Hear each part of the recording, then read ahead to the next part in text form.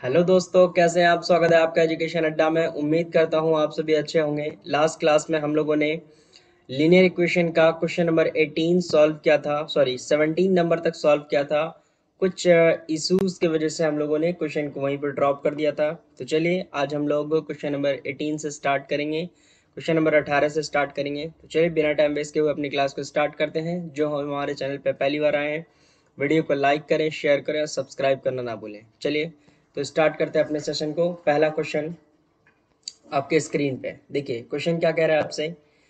Question कह रहा है कि ये 18 नंबर क्वेश्चन, यहीं से स्टार्ट करना हम लोग को। कह रहा है कि आलेख द्वारा समीकरण युग्म, ये आपका समीकरण दिया गया है, दो समीकरण है, दो समीकरण रेखाएं निरूपित करती है। अब रेखाएं कैसे निरूपित करती हैं, रेखा के बारे में हमने को ये तीन कंडीशन पढ़ा था। पहला कंडीशन a1 बाय a2 नहीं बराबर होगा b1 बाई b2 के। जब ऐसा केस होगा तब हम लोगों ने पढ़ा था कि ये कैसा होगा, रेखा के केस में प्रतिच्छेदी होगा। ठीक है, कैसा होगा, प्रतिच्छेदी होगा। तो पहला इसी को हम लोग पहले क्या करते हैं, ट्राई करते हैं। यहाँ पे क्या है, 6 है a1 की जगह पे, तो 6, और a2 की जगह पे क्या है, 2 है, तो लिख देंगे 2। ठीक है, नॉट इक्वल टू बाद में देना है, पहले चेक कर लीजिए। B1 की जगह पे क्या है, -3, तो लिख लिए -3। और फिर यहाँ पर समीकरण 2 में यहाँ क्या आ जाएगा, -1। तो इसको और इसको कैंसिल आउट कर दीजिए, और इसको और इसको कैंसिल आउट कर दीजिए। ठीक है, तो 3 इज इक्वल टू 3, जो कि a1 बाई a2 क्या होना चाहिए, नहीं बराबर होना चाहिए b1 बाई b2 के। बट यहाँ ये पूरा 3 इज इक्वल टू 3 है। तो हम लोग नेक्स्ट स्टेप की तरफ बढ़ेंगे। नेक्स्ट स्टेप क्या है आपका कि a1 बाई a2 बराबर है b1 बाई b2 के। ठीक है, और फिर बराबर है c1 बाई c2 के। इस केस को चेक करते हैं। तो a1 बाई देख लिया, अब हम लोग क्या देखते हैं, a1 by a2 b1 by b2 देख लिया, तो हम लोग c1 बाई c2 को देखते हैं कि c1 बाई c2 कैसा आ रहा है। तो c1 की जगह पे क्या है आपका 10 है ना, और c2 की जगह पे क्या है 9 है, तो 10 बाई 9 है। तो क्या ये किसी नंबर से कैंसिल आउट होगा, नहीं, ये किसी नंबर से कैंसिल आउट नहीं होगा। तो देखिए a1 और a1 बाई a2 बराबर हो गया b1 बाई b2 के।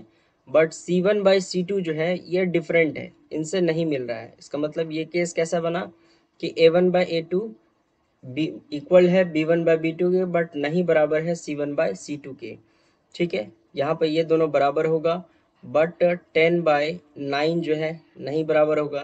तो इस केस को क्या होगा, ये आपका किसको, सी नंबर, समांतर समानांतर होगा। क्लियर है, यहाँ पे आपका जो रेखाएं होंगी, रेखा निरूपित जो करेगा वो कैसा करेगा, समानांतर रेखा निरूपित करेगा। क्लियर है, आई होप यहाँ तक आप मेरी बात समझ पा रहे हैं। चलिए बढ़ते अपने अगले सवाल की तरफ। पहला सवाल हो चुका, यानी 18 नंबर सवाल हो चुका। अब देखते हैं 19 नंबर क्वेश्चन आपसे क्या कह रहा है। 19 नंबर कह रहा है कि x equal to a y equal to b आलेख द्वारा निरूपित करता है कि रेखाएं जो हैं। देखिए सवाल को अलग अलग तरीके से पूछ सकता है, कई तरीके से सवाल पूछता है कि a और x की जगह पे a है और y की जगह पे क्या है, b है। तो आलेख आपका कैसा होगा।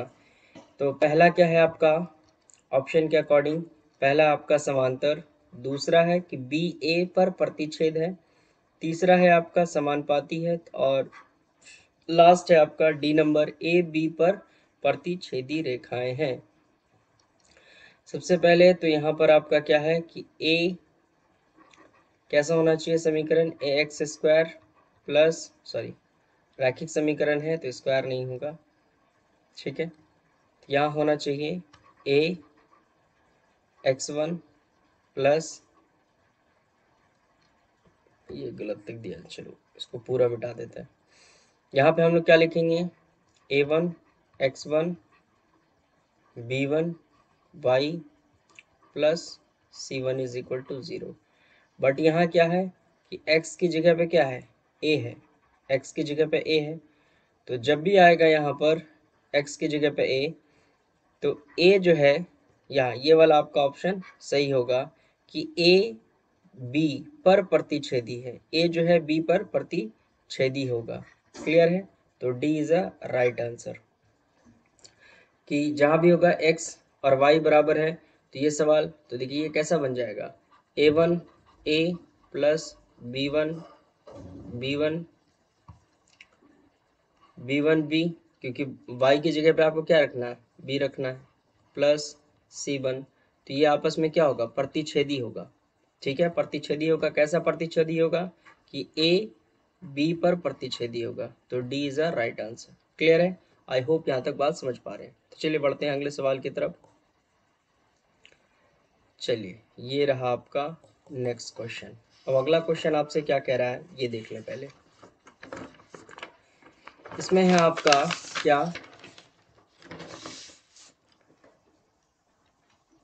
कि 19 नंबर हो गया। 20 नंबर में देखिए कि निम्नलिखित समीकरण में कौन सा समीकरण समीकरण है। ठीक है, अब आपको कुछ समीकरण दिया गया है, आपको कह रहा है कौन निम्न में से कौन सा रैखिक समीकरण है। यहाँ पे साफ लिख दिया है क्लियर कि ये कैसा समीकरण पूछ रहा है आपसे, रैखिक समीकरण आपसे पूछ रहा है। चलिए, रैखिक का मतलब जिसमें घात की संख्या, जिसका चर और अचर पर घात कैसा होगा, एक पावर होगा, एक घात वाला होगा। चलिए, तो सबसे पहले यहाँ क्या है, ये आपका 1/a की शक्ल में है, कह रहा है कि x बाई, इसको पहले रब कर लीजिए। चलिए, तो a किस शक्ल में है, 1/x plus 2x is equal to 3/2। और आपसे क्या पूछ रहा है, निम्न में से कौन है, ये नहीं पूछ रहा कि कौन नहीं है। आपको देखिए रैखिक समीकरण के लिए क्या चाहिए, x चाहिए या y चाहिए, या कहता दो चर वाले रैखिक समीकरण, तो यहाँ पे y का भी होना जरूरी था, लेकिन यहाँ पे साफ साफ लिखा है कि रैखिक समीकरण, सिर्फ और सिर्फ रैखिक समीकरण लिखा है, यहाँ पे एक चर और दो चर के बारे में बात नहीं कर रहा है।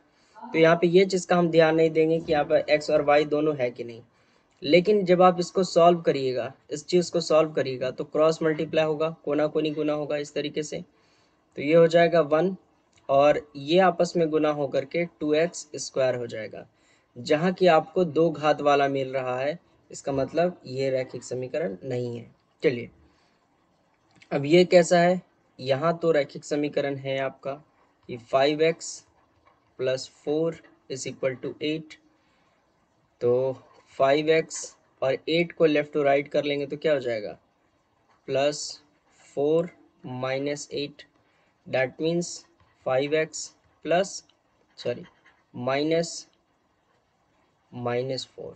ठीक है, ये आपको दिख रहा है, बट आगे भी एक बार देख लेते हैं। आगे भी ये यहाँ अगर देखिएगा तो इन दोनों को जब आपस में मल्टीप्लाई करिएगा, दोनों ब्रैकेट को, तो यहाँ से आपको स्क्वायर दिखेगा। देखिए, पहले को पहले समीकरण से मल्टीप्लाई करेंगे, ये पढ़ चुके हैं आप लोग, बहुपद में भी पढ़ा है। इसको जहाँ जैसे ही आप मल्टीप्लाई करिएंगे तो यहाँ से आपको एक्स स्क्वायर मिल जाएगा। यहाँ तो ऑलरेडी पहले से एक्स स्क्वायर दिया हुआ है, that means B is a right answer. Clear है? आई होप यहाँ तक मेरी बात समझ पा रहे हैं। नहीं समझा है तो फिर से एक बार देख लीजिए। जहाँ पे आपका एक यानी x और y पर कितना घात होना चाहिए, एक घात होना चाहिए, वही आपका रैखिक समीकरण हो जाएगा।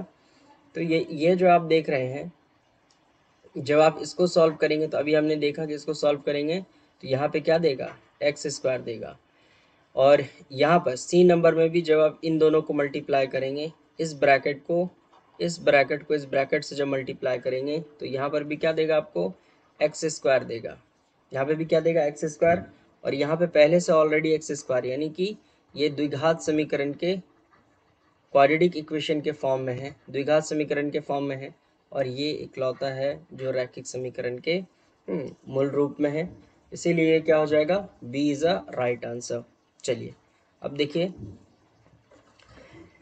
21 क्या हो जाएगा। देखिए, आपको इतना टाइम नहीं लगाना है ऑब्जेक्टिव बनाने के लिए, क्लियरली साफ साफ दिख रहा है। जब दो x और यहाँ x है, यानी दो ब्रैकेट आपस में मल्टीप्लाई होगा, तो ऑब्वियस है कि एक्स स्क्वायर देगा, यहाँ पर भी एक्स स्क्वायर देगा। सिंपल से एक बार में ही देखते ही आपको बताना था। अब देखिए, के किस मान के लिए रैखिक समीकरण के युग्म में इतना इतना एक हल है, यहाँ देखिए साफ दिया हुआ है क्वेश्चन एक बार आप लोग अच्छे से पढ़ लीजिएगा। कह रहा है कि के किस मान के लिए रैखिक समीकरण का युग्म कैसा दिया गया है आपको, y -3 इज इक्वल टू 0। तीसरा है आपका दूसरा समीकरण है कि 2kx plus 7y -5 is equal to 0। जबकि यहाँ आपको x और y का मान दिया गया है, यहाँ आपको क्या दिया गया है, x और y का मान दिया गया है। कैसा मान, x और y का। यहाँ देखिए, इसको थोड़ा आपको डार्क कर देते हैं, ये x और y का आपको मान दिया गया है। तब आप क्या करेंगे, x इक्वल टू क्या है आपका 1 और y इक्वल टू -1 है, तो इस समीकरण से आपको कोई लेना देना नहीं है, ठीक है ना। इस समीकरण से कोई लेना देना हमें नहीं है। हमें क्या करना है, इस समीकरण पे ध्यान देना है। क्यों, क्योंकि हमें k का मान निकालना है, और k किस समीकरण में है, इस समीकरण में नहीं है, इस समीकरण में, समीकरण 2 में है। तो आप कुछ नहीं करें, x के जगह पे x का मान और y की जगह पे y का मान, k जैसा है वैसा रहने दीजिए। x का मान 1 है प्लस 7y, ठीक है, सॉरी, y की जगह पे आपको y का मान रख देना है। चलिए, y की जगह पे y का मान क्या है, -1, ठीक है, y की जगह पे -1 -5 इज इक्वल टू 0। जब आप इसको सॉल्व करेंगे तो ये क्या आ जाएगा, 2k 1 से मल्टीप्लाई होगा तो 2k ही बचेगा, ये माइनस है और यहाँ प्लस है, तो प्लस माइनस -7, 7 एकम 7 हो जाएगा माइनस, और -5 पहले से है, इज इक्वल टू 0। तो k का मान कितना होना चाहिए, ये दोनों ऐड होके कितना हो जाएगा, 7 3 10 2 12, लेकिन माइनस में था इस तरफ, तो इस तरफ आके क्या हो जाएगा, प्लस में, और 2 मल्टीप्लाई में है तो इधर आके क्या हो जाएगा, डिवाइड में, कट के कितना हो गया, 6। जहाँ आपका 6 है और 6 कैसा, पॉजिटिव, तो C is the right answer. Clear है, आई होप यहाँ तक आप मेरी बात समझ पा रहे हैं। अगर आप यहाँ तक मेरी बात समझ पा रहे हैं तो आप इसको थोड़ा सेंटर में कर लेते हैं। चलिए, उसके बाद क्या करें, यहाँ से क्वेश्चन नंबर हम लोग किधर की तरफ बढ़ जाएं, क्वेश्चन नंबर 21 की तरफ बढ़ जाते हैं, और इसको थोड़ा सा मीड में कर लेते हैं। चलिए, थोड़ा सा इसको यहाँ पे, ये मीड में हो नहीं रहा, बाद में देखते हैं। चलिए, पहले क्वेश्चन इस वाले को सॉल्व कर लेते हैं। निम्नलिखित में से कौन x -2y is equal to 0 इतना का हल है। अब यहाँ भी आपको कुछ नहीं करना है, इतना जिस तरीके से आपको फंडामेंटल पढ़ाया जाता है कि दो समीकरण हैं, दो समीकरण को हल करिए और x और y का मान निकालिए, वैसा कुछ नहीं करना है आपको यहाँ पर। चलिए,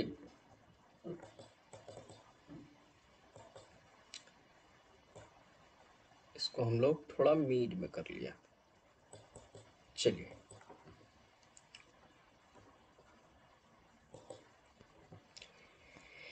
ट्वेंटी 21 नंबर 22 चलिए 21 हमने सॉल्व कर लिया। क्वेश्चन है आपका x -2y is equal to 0, ये समीकरण 1 हो गया, और x plus 4y is equal to 10, ये समीकरण 1 और ये समीकरण 2 हो गया। अभी आपको क्या कहा गया कि इसमें से कौन हल है, ये जो निम्नलिखित में ऑप्शन दिया गया है, ये समीकरण का कौन सा हल है। अब आप क्या करें, ऑप्शन का मदद ले लें। ऑप्शन का मदद कैसे लेंगे कि सबसे पहले a को उठाएं, x की जगह पे 2 और y की जगह पे 1 रखिए। x की जगह पे 2 और y की जगह पे 1 रखने पे अगर 0 आंसर आता है, इसका मतलब ये आपका राइट आंसर है। किसी एक समीकरण पे आपको चेक करना है, ना कि दोनों समीकरण पे चेक करना है। तो चलिए, सबसे पहले हम लोग इसी समीकरण से चेक करते हैं, ऊपर वाले समीकरण से। तो x की जगह पे हम क्या रख दें, 2 रख दें, ठीक है, और y की जगह पे हमें क्या रखना है, माइनस है, 2 इंटू वाई की जगह पे हमें क्या रखना है, 1 रखना है। तब आपका 2 2 -2 डैट मीन्स 0। देखिए आपने जैसे ही x और y का मान यहाँ रखा, x और y का मान रखा, आंसर क्या आना चाहिए 0। और देखिए ये अभी आपका आंसर क्या आ रहा है 0 आ रहा है, इसका मतलब A is a right answer. Clear है, समझ रहे मेरी बात। चलिए क्वेश्चन नंबर 22 देखिए, कह रहा है कि 2k-1 और k समीकरण इतना का हल है तो k का मान क्या होगा। अच्छा, एक समीकरण आपसे दे दिया गया, कैसा समीकरण, समीकरण के बारे में कह रहा है कि ये समीकरण है, एक कोऑर्डिनेट है आपका 23 नंबर, कह रहा है कि कोऑर्डिनेट है, इसको ऊपर रख कर लीजिए।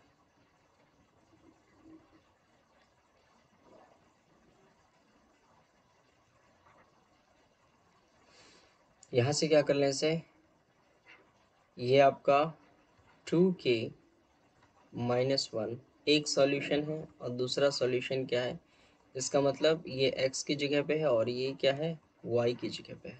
ठीक है, और आपको ये समीकरण दिया गया है। ठीक है, समीकरण क्या है आपका 10x minus 9y is equal to 12। हमने क्या कहा, x की जगह पे क्या है 2k-1, तो x की जगह पे आप क्या रख दें 2k-1। ठीक है, और y की जगह पे क्या रख दें, y की जगह पे आप रख दें y की जगह पे क्या है आपका सिर्फ और सिर्फ k है, तो -9, और y की जगह पे क्या रखना है k रख देना है, k रख दिया इज इक्वल टू 2। बात समझ रहे आप मेरे यहाँ पर। देखिए दो कोऑर्डिनेट की तरह दिया है, और ये पूरा हिस्सा x की जगह पे और ये हिस्सा क्या है y की जगह पे। कोई भी कोऑर्डिनेट जो हम लोग लिखते हैं कैसा लिखते हैं, x और y का कोऑर्डिनेट लिखते हैं, तो यहाँ x की जगह पे क्या है, x की जगह पे 2k-1 है और y की जगह पे क्या है, y की जगह पे k है। क्लियर है, समझ रहे मेरी बात। देखिए तो इसी तरीके से आप समीकरण पे क्या करते हैं, x की जगह पे 2k और y की जगह पे आपको सिर्फ k रख देना है और 12 के बराबर है। इसको सॉल्व कर लीजिए तो कितना हो जाएगा, ये हो जाएगा आपका 20 के हो जाएगा और ये हो जाएगा 10 minus 9k is equal to 12। तो अब यहाँ से सॉल्व कर लें, 20k में से 9k चला गया, कितना बच गया, और ये जो है आपका 10 लेफ्ट टू राइट जाएगा, प्लस हो जाएगा। चलिए इधर आपका बच गया 11k और इधर बच गया आपका कितना 22। तो 11 से 22 कितना बार में, 2 बार में कट जाएगा।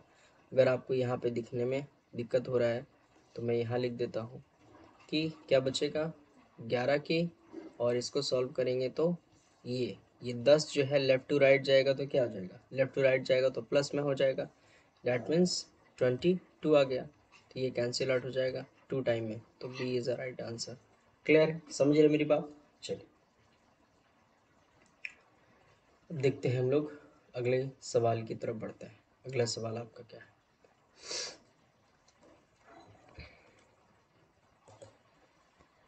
यहाँ से हम लोग क्या कर लें,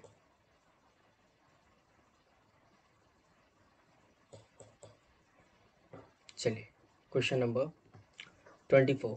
क्वेश्चन नंबर 24 में क्या कह रहा है कि रैखिक समीकरण युग्म x plus 2y is equal to 5, 3x plus 12y is equal to 10 का एक, अच्छा दो समीकरण दिया गया है, दो समीकरण है, एक समीकरण यहाँ है, ठीक है, दूसरा समीकरण आपका यहाँ है। समीकरण का हल क्या होगा, एकल हल होगा, कोई हल नहीं होगा, एक से अधिक हल होगा या अतः हल होगा। देखिए ऐसे सवाल को हम लोग किस तरीके से A1/A2 B1/B2 और C1/C2 के फॉर्म में बनाते हैं।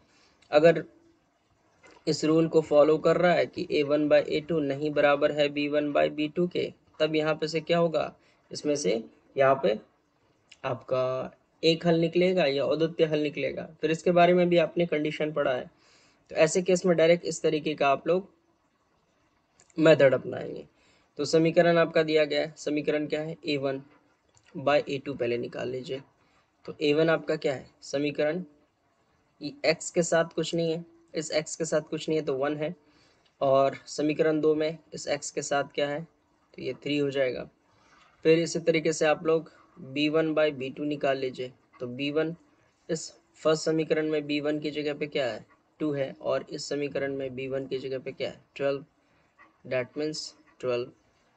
ये कैंसिल आउट हो जाएगा तो कितना बचेगा 6, यानी 1/6 बच जाएगा।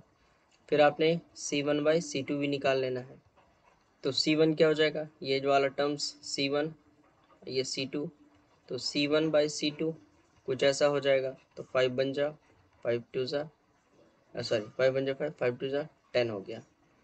तो कोई आपस में इक्वल हो रहा है, यहाँ तो कुछ क्वेश्चन ही अलग हो गया। 1/3, 2/6, और ये तीनों डिफरेंट है। एकल हल, अंतः एक हल से अधिक हल होगा, और अंतः बहुवाई हल होंगे। यहाँ पे क्या है, तीनों एक दूसरे से क्या डिफरेंट है, तीनों क्या है एक दूसरे से डिफरेंट है। तो यहाँ क्या हो जाएगा, ये हो जाएगा आपका एकल हल हो जाएगा। क्या हो जाएगा, तीनों एक दूसरे से डिफरेंट है। डैट मीन्स ये किस रूल को फॉलो कर रहा है, A1/A2 नहीं बराबर है B1/B2 के। ठीक है ना। यहाँ पे 1/3 है, और ये क्या है 1/6 है, जो नहीं बराबर होगा। तो यहाँ पे क्या निकलेगा, एकल हल कह दे, या अद्वितीय हल कह दे, या केवल एक हल कह दे। ठीक है, इस तरीके के सवाल आप बना लेंगे। चलिए नेक्स्ट क्वेश्चन, क्वेश्चन नंबर 24 कह रहा है आपसे, एक समीकरण है 173x 997y। ठीक है, ये समीकरण है एक्स वाई। तो अब आपको क्या करना है, कोऑर्डिनेट्स में जो है नंबर दिए गए हैं। ये 26 का क्वेश्चन है, इसको क्या कर लीजिए, यहाँ से रब कर लीजिए,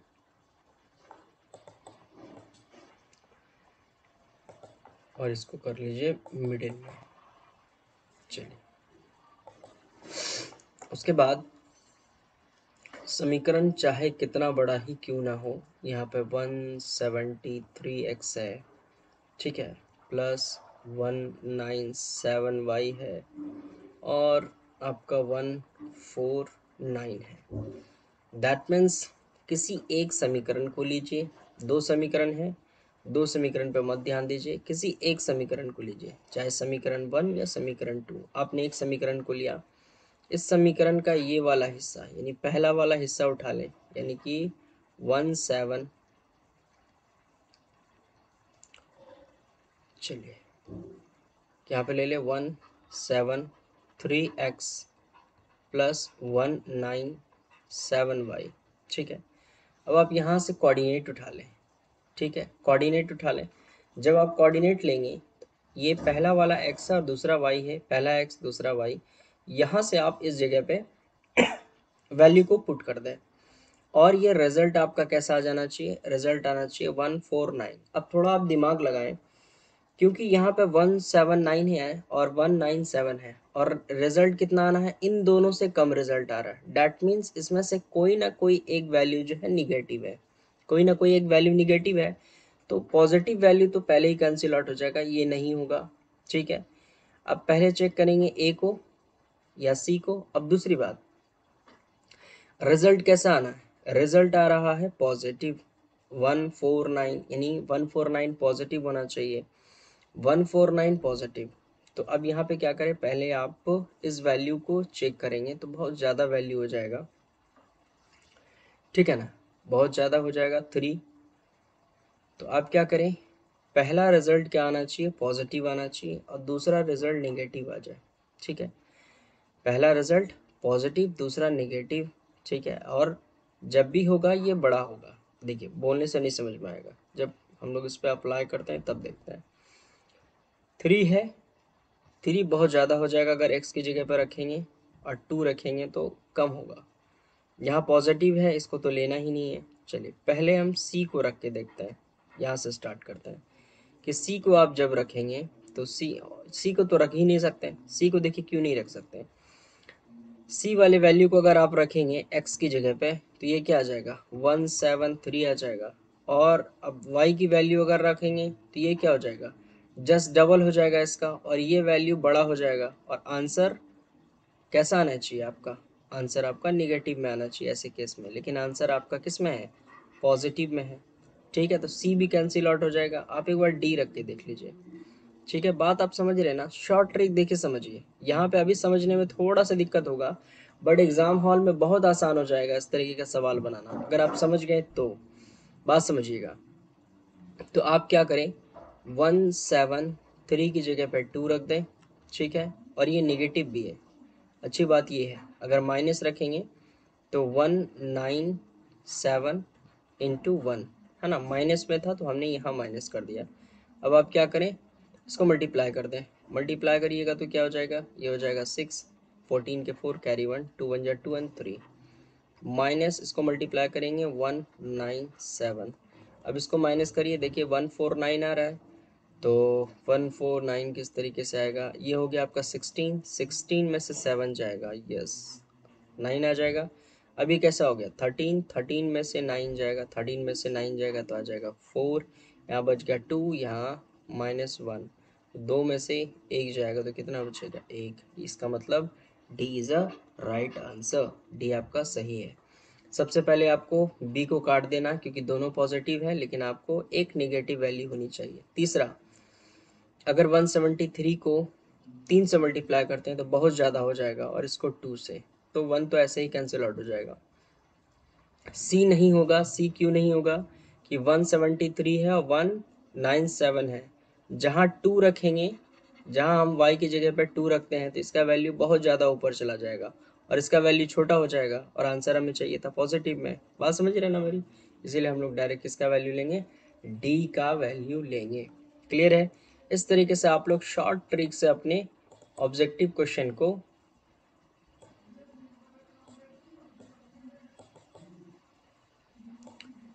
ये इस तरीके से इसको आप क्या कर लें, निकाल लें। चलिए, और इसको मिड में कर लीजिए ताकि आपको साफ साफ, सॉरी, हाँ, इसको आप बीच में कर लीजिए, आपको साफ दिख जाए। आई होप ये आपको साफ दिखता होगा। और इसको, इस क्वेश्चन को अगर जिसको उतारना है आप इस तरीके से उतार लीजिएगा, इसको हम साफ कर देते हैं यहाँ से। चलिए, और ऑप्शन आपका क्या है, डी है। ऑप्शन को भी थोड़ा क्लियर कर देते हैं, सिर्फ छोटा सा टिक कर देते हैं।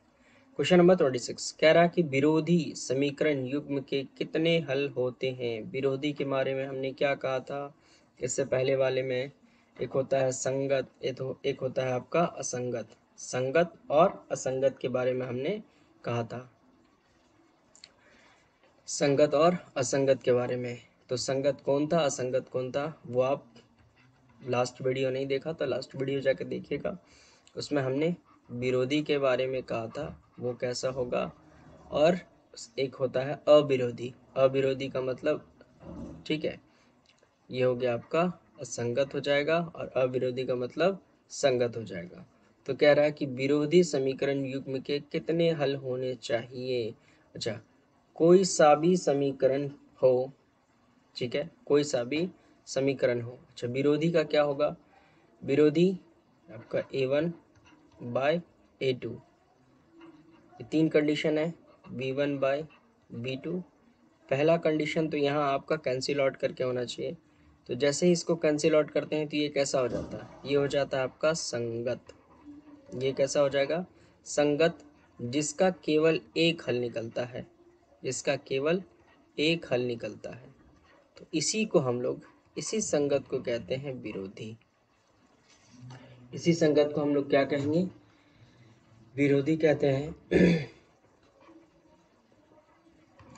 विरोधी कहते हैं, ठीक है। तो ये आप समझ गए, आंसर क्या हो जाएगा, आंसर हो जाएगा ए। क्लियर है। विरोधी कहेगा तो समझ जाना है कि ये किसके बारे में कह रहा है, संगत के बारे में कह रहा है। तो संगत के कितने हल होते हैं, संगत इस तरीके से होता है a1 by a2 not equal to b1 by b2, यहाँ b1 by b2, b1 by b2 होगा। इस तरीके से यहाँ से इसको यहाँ से हम लोग फाइंड कर लेंगे कि ये संगत है, और संगत को हम लोग क्या कहते हैं, विरोधी कहते हैं, और संगत का हल कितना निकलता है, एक। चलिए, क्वेश्चन नंबर 27 की तरफ चलते हैं। क्वेश्चन नंबर 27 इसी को उल्टा है, कह रहा है कि क्या है, एक रैखिक समीकरण के युग्म जिसका कोई हल नहीं होता हो, कोई हल नहीं होता हो, क्या कहलाता है? ठीक है, क्या कहलाता है? विरोधी या अवरोधी? ठीक है, जिसका कोई हल नहीं होता हो। तो जिसका कोई हल नहीं होगा यानी a1/a2 नहीं बराबर है b1/b2 के, यही होगा ना। a1/a2 बराबर है b1/b2 के, सॉरी गलत बोल दिया हमने। जिसका कोई हल नहीं, इसमें क्या होता है कि a1/a2 कहा गया। चलिए यहाँ a1/a2 बराबर होगा b1/b2 के, बट नहीं बराबर होगा c1/c2 के। ऐसे केस को हम लोग क्या कहते हैं? कोई हल नहीं कहा गया। ये है आपका, हाँ, कोई हल नहीं। तो ये कोई हल नहीं का कंडीशन कुछ इस तरीके का होता है। जब ये होगा, ऐसा होगा, तब ये क्या कहलाएगा? विरोधी कहलाएगा। क्या कहलाएगा? विरोधी कहलाएगा। इसका मतलब option A is a right answer. Clear है? बात समझ पा रहे हैं आप लोग? उसके बाद क्वेश्चन नंबर 28 कह रहा है कि समीकरण x plus y equal to 6 में कितने हल होंगे? अच्छा, सबसे पहली बात यहाँ पे क्या है कि दो समीकरण नहीं दिया गया। समीकरण कितना है? समीकरण एक ही है आपका, x plus y is equal to, हाँ, 6 है। अब इसमें आपसे पूछा है कि इसमें कितने हल होने चाहिए। तो इसमें जब भी होगा अनेक का हल होगा। वो कैसे सर? कि x प्लस वाई बराबर आपका 6 पुरना चाहिए। इसका मतलब x की जगह पर 2 और यहाँ पे हमने रख दिया 4, आंसर आएगा 6। ठीक है, यहाँ पे 1, यहाँ पे हमने रख दिया 5, तो भी आंसर कितना आएगा? 6 आएगा। ठीक है, फिर हमने क्या किया? क्वेश्चन नंबर 28 के बारे में बात कर रहे हैं हम लोग। क्वेश्चन नंबर 28 आप लोग देख लें और पढ़ लें कि क्या कह रहा है क्वेश्चन नंबर 28। चलिए, फिर हमने क्या किया कि x plus y is equal to 6 है, तो हम लिख सकते हैं, क्या लिख सकते हैं कि 5 प्लस 1 इज इक्वल टू 6 हो सकता है। कई हल आ सकता है। 6 प्लस 0 इज इक्वल टू 6 हो सकता है। ठीक है ना। इधर 11 है, 11 में कितना माइनस कर दें?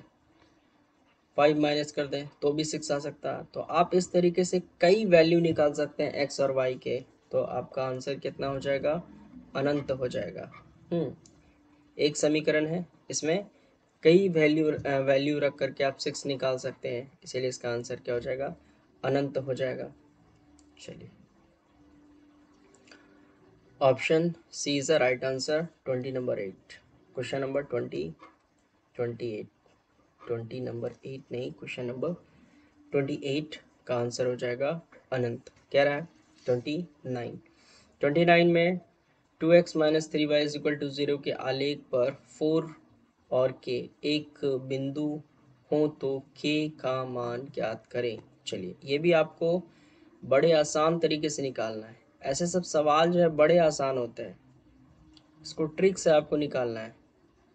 आप कोशिश करें, दुआ करें कि इसी तरीके का सवाल आपको मिले बोर्ड एग्जाम में। चलिए, अब यहाँ पे एक कोऑर्डिनेट दिया गया है। सर क्या है कोऑर्डिनेट? कोऑर्डिनेट है 4k। दैट मीन्स x की जगह पे कितना आया है? 4। दैट मीन्स y की जगह पे कितना आ गया? k आ गया। कोई भी एक समीकरण उठा लें। समीकरण क्या उठा लें? समीकरण उठा लिया हमने 2, है ना। ये पहला समीकरण उठा लिया, यानी कि 2x minus 3y is equal to 2। तो आप क्या करें? x की जगह पे क्या रखना है? x की जगह पे 4, तो x की जगह पे 4 रख दिया, माइनस 3y की जगह पे k इज इक्वल टू 2। आप इसे सॉल्व करेंगे तो ये क्या हो जाएगा? -3k is equal to 2। और ये जो 8 आएगा ये लेफ़्ट टू राइट हो जाएगा ना, लेफ़्ट टू राइट हो जाएगा। आपका कितना हो जाएगा? तो -8, that means -3k is equal to, sorry, -6, -2 minus cancel out, ये हो जाएगा 6, 2 3 2 जा 6, यानी k की वैल्यू आ जाएगी कितनी? k की वैल्यू 2। आपको कुछ करना नहीं है इसमें, बस ये समझना है कि ये जो कोऑर्डिनेट दिया गया है, इस कोऑर्डिनेट में पहली वैल्यू x है और दूसरी वैल्यू क्या है, y है। क्लियर है, बात समझ गया। और किसी एक समीकरण में दो समीकरण भी दिया रहेगा तो कोई दिक्कत नहीं है, समीकरण दो रहता तो भी आप किसी एक समीकरण को लेते हैं, और यहाँ पे एक ही समीकरण दिया गया है तो अच्छी बात है। अगर यहाँ पे दो समीकरण भी रहता तो किसी एक समीकरण पे ही इस कोऑर्डिनेट का मान इस तरीके से रख के हम लोग निकाल सकते थे। क्लियर है, आई होप यहाँ तक मेरी बात आप समझ पा रहे हैं। चलिए,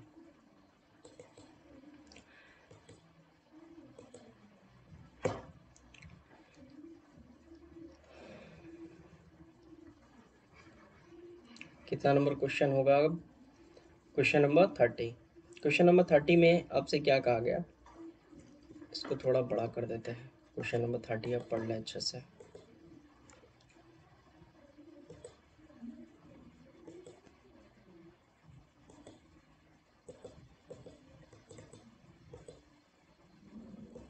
क्वेश्चन नंबर, चलिए इसको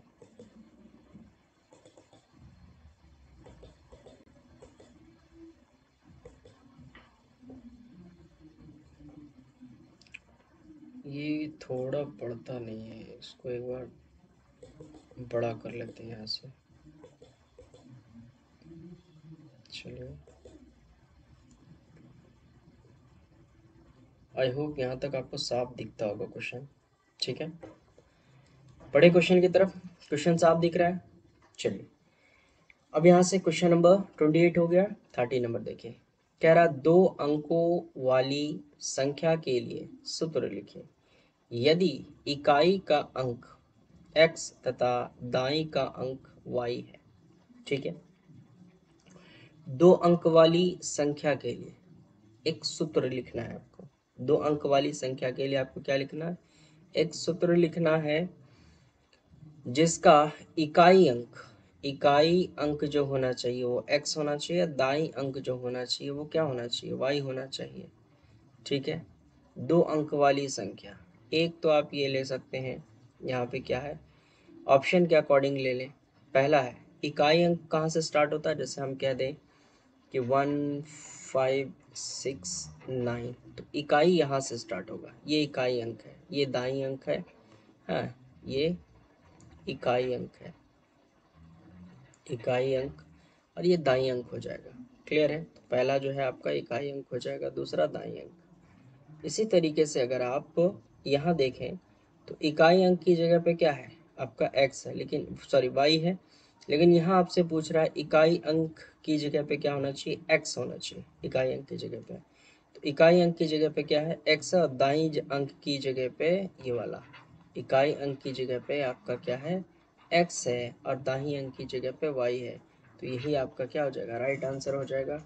डैट मीन्स 30 का B number is a right answer.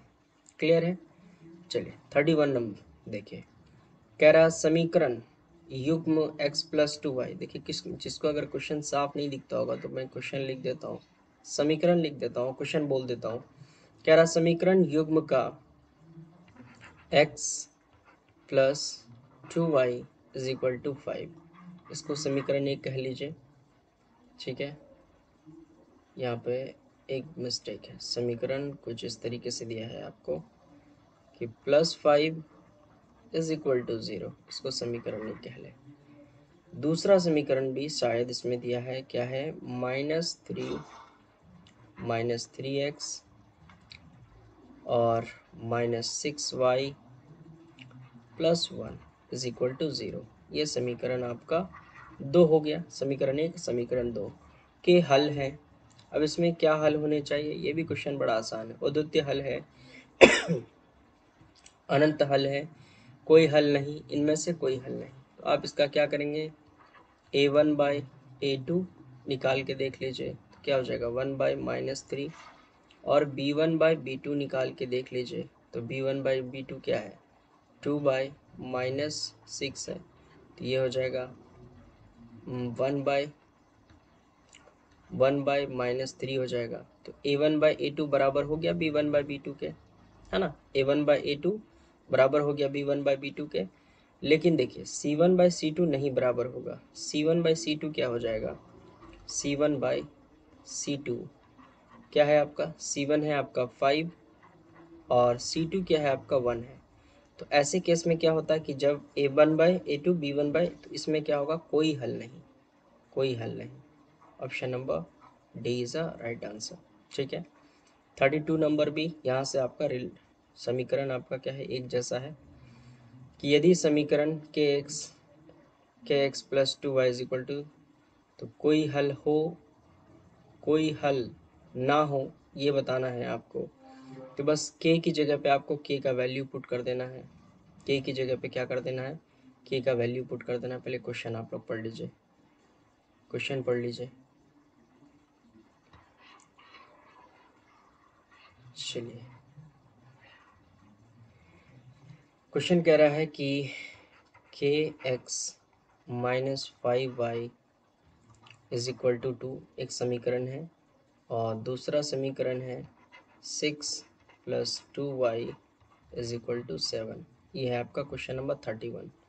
Question number 31 में आपसे ये कह रहा है कि ये दो समीकरण है, सॉरी 31 हो गया, 32 है ये क्वेश्चन नंबर जी 32। चलिए, तो इसमें आपको बताना है, और क्या कहा गया इसमें कि कोई हल नहीं, कोई हल नहीं के लिए क्या चाहिए कि B1 A1/A2 बराबर होना चाहिए B1/B2 के, बट नहीं बराबर होना चाहिए C1/C2 के। तो सबसे पहले यहाँ देखिए, k की जगह पे k/6 है, और ये बराबर होना चाहिए -5/2 के, है ना, ये होना चाहिए। क्लियर है, यहाँ पे होना चाहिए नहीं बराबर है। तो पहले आप इस हिस्से को ले लें, इस हिस्से को ले लें, पहले टर्म्स को, सेकंड वाले को बाद में लें। तो यहाँ से क्या होगा, यहाँ से आपको k का मान पता चल जाएगा। ये लिख सकते हैं ना, A1 की जगह पे k है और A2 की जगह पे 2 है। B1 की जगह पे क्या है आपका -2 और -5, और यहाँ पे B2 की जगह पे आपका क्या है 2 है। तो ये 2 से ये 6 कैंसिल आउट हो जाएगा 3 टाइम में, तो k/3 इज इक्वल टू -5 बच गया। तो ये डिवीज़न में है, तो इधर आके क्या हो जाएगा, इधर आके मल्टीप्लाई में हो जाएगा। 5 3 ज़ा 15, तो -15 इज़ द राइट आंसर। तो -15 कहाँ है, -15 D is the right answer. 33 number में यही है कि दो चर में एक समीकरण है, इसका ग्राफ प्रतिच्छेदी है, तो हलों की संख्या कितनी होगी। तो आप साफ बता सकते हैं प्रतिच्छेदी है। प्रतिच्छेदी कैसा होता है सर, प्रतिच्छेदी में A1/A2 नहीं बराबर होता है B1/B2 के लिए। 33 नंबर क्वेश्चन ही डिस्कस करेंगे आज हम लोग, और यही आपका इसी तरीके से रिपीटेड क्वेश्चन होता है। तो लीनियर इक्वेशन आज कंप्लीट हो जाएगा। 31 में देखिए, और प्रतिच्छेदी है तो A1/A2 नहीं बराबर होना चाहिए B1/B2 के लिए। तो ये होता है प्रतिच्छेदी। तो इसका ये ग्राफ में दिया है आपको, ग्राफ में यहाँ हिंट्स दिया गया है कि प्रतिच्छेदी है, तब इसका हल कैसा आना चाहिए। तो इसका हल केवल एक हल आएगा, केवल एक हल आएगा, या इस ऑप्शन में औद्युत्य भी लिखा हो सकता है, औद्युत्य हल, औद्युत्य हल। ठीक है, यही दोनों को ऑप्शन क्लिक करना है। क्लियर है। आई होप ये पूरा सेशन लीनियर इक्वेशन का आपको समझ में आया होगा। लीनियर इक्वेशन आपका कंप्लीट हुआ, इसी तरीके का क्वेश्चन अब रिपीट होता चला जाएगा। जितने भी नए टाइप के क्वेश्चन थे हम लोगों ने आज डिस्कस कर लिया। अब जो है हम लोग नेक्स्ट वीडियो में नेक्स्ट चैप्टर के साथ हम लोग मिलेंगे। तो अगर वीडियो अच्छा लगा हो तो वीडियो को लाइक करें। अगर थोड़ा भी आपको फ़ायदा हुआ होगा मेरे वीडियो से तो वीडियो को सब्सक्राइब ज़रूर करिएगा, लाइक करिएगा। चलिए, आज के लिए थैंक यू।